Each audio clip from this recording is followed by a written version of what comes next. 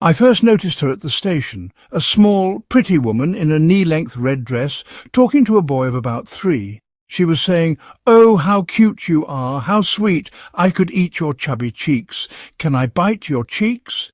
In response, the child giggled and walked around her. But then a woman, presumably the boy's mother, snapped at her, "Get away from my child! Don't touch his face!"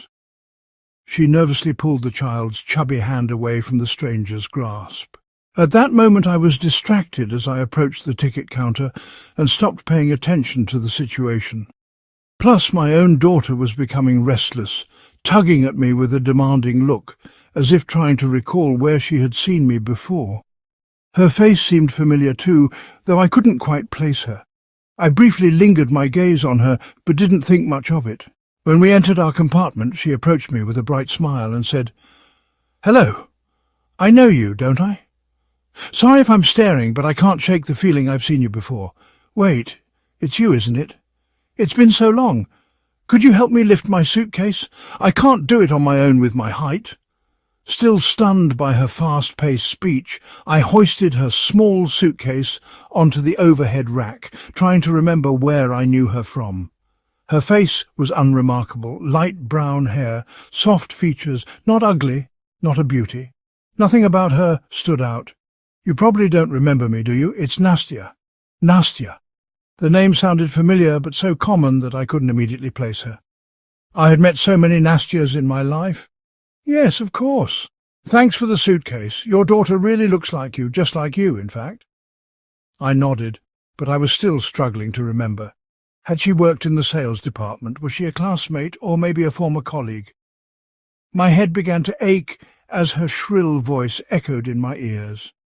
"So what are you up to these days? Still with Katya? I heard you two broke up. I'm sorry to hear that." "Oh, but look at me. I have this beauty now." Her words hung in the air. An easy, superficial chat as she mentioned the divorce, which I didn't want to dwell on. 5 years had passed, and it felt like just yesterday we were at my wedding. That remark stung, though I didn't understand why. Maybe no one wants to think back on failed relationships. The conversation felt like background noise as I tried to focus. Eventually I left to smoke, needing a break from the constant chatter.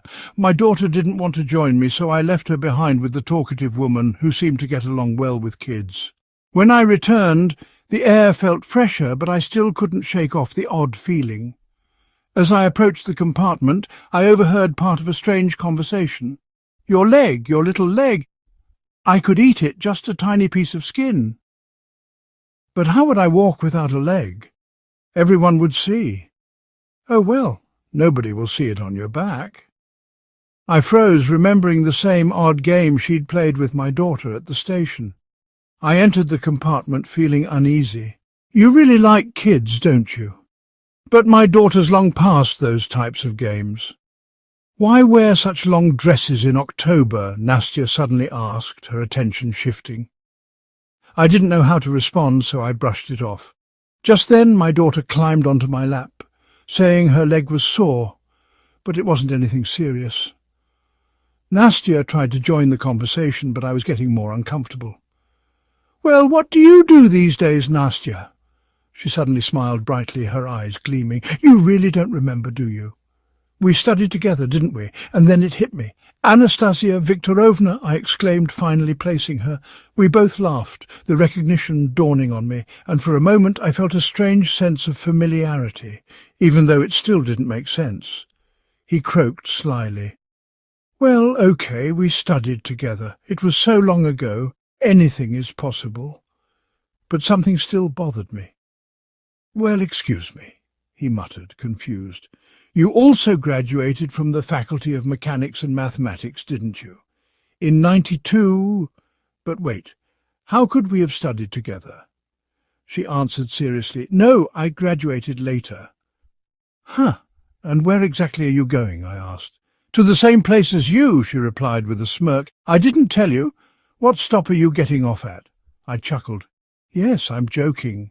But Vitya, why do you always call me Navy? We're almost the same age, you know." "Order some tea too. I love tea on trains, especially with those beautiful cup holders," she continued. But once again her endless shrill monologue began, and my temples began to throb. Her voice stuck in my ears, and soon she and my daughter squealed and laughed like two monkeys. "Sorry," I muttered, trying to interrupt her, "but what's your last name again?" She hesitated for a second. "Viktorova. You men never remember anything, do you?" I shook my head. "I guess not." She switched her attention back to my daughter, and I could feel a familiar unease creeping over me. Her chattering reminded me of something, like the ceaseless clatter of gears grinding away at my mind. "Sorry, Anastasia," I said, trying to get some peace. "I want to go to bed early tonight. My head's really hurting." "Of course," she responded, though there was an undercurrent of dissatisfaction as she murmured to my daughter, clearly wanting to keep chatting. I turned off the light and, despite the discomfort, we both settled under the blanket on the bunk. My daughter soon drifted off to sleep in my arms, but I lay there, wide awake, uneasy. I noticed that the strange woman was sitting silently in the dark on the lower bunk, her gaze fixed on me. She didn't move at all, not even once in the 2 hours that passed. I saw her stretch out her hand and, with a chilling stillness, stroke my daughter's knee.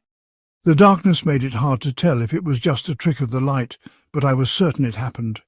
My mind swarmed with confused, disparate thoughts, but after those 2 hours I convinced myself that there had never been an Anastasia Viktorova at our Faculty of Mechanics and Mathematics.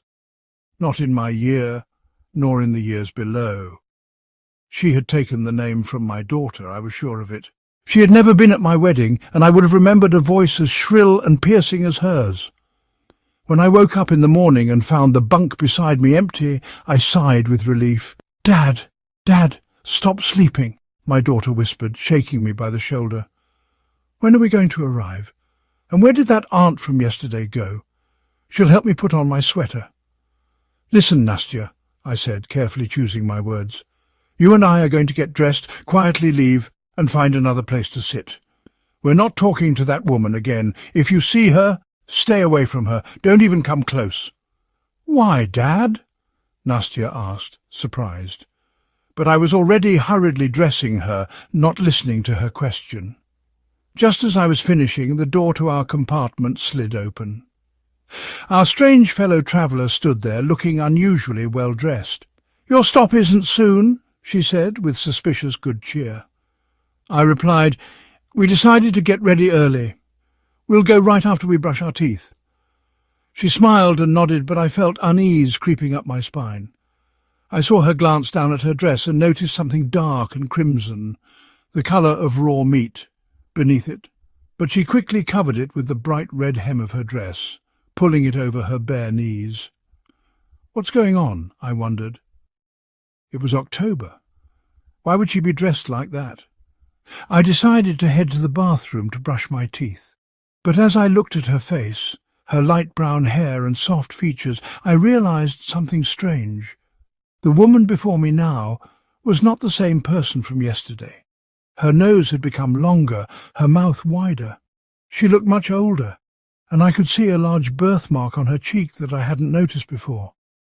"What's going on?" I asked, my voice trembling. "Is something wrong?" she asked, her voice sounding completely normal, yet I knew something was off. Suddenly I was overcome with dread.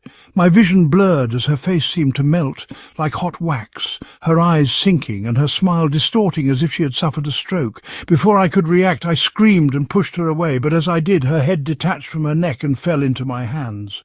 When I blinked, the compartment was empty, and all that remained was a red dress lying on the lower bunk. I stayed frozen in the same pose, as if still sitting across from the person who had been there just moments ago. "Dad, where did she go?" my daughter Nastya asked, her voice filled with confusion. I looked around, dazed, trying to make sense of what had just happened. Then, in a haze, I reached up and pulled a suitcase from the upper luggage compartment. It wasn't mine, it wasn't hers. It was the strange woman's, and when I opened it, I found it empty. A few days later, Nastya was badly scalded. Her back bore the worst of the burns. There was no skin left. It was horrifying.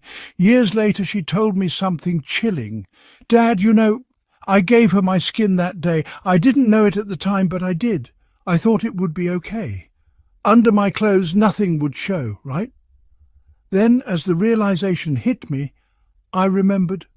I had seen it too. Beneath her dress there was no skin, just raw, exposed flesh.